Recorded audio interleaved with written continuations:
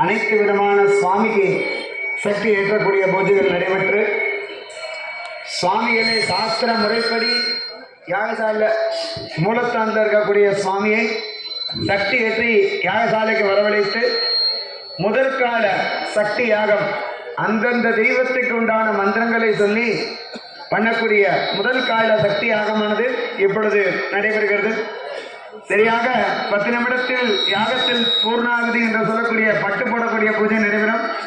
பூர்ணாகுதி பார்க்கக்கூடிய பக்தர்கள் உடனடியாக கோவிலுக்கு வருமாறு விழா கமிட்டியின் சார்பாக கேட்டுக்கொள்ளப்படுகிறது.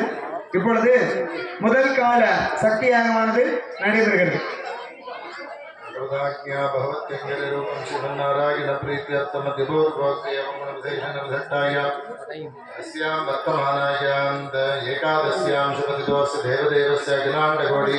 ब्रह्मांड नायकस्य अस्मिन् क्षेत्रे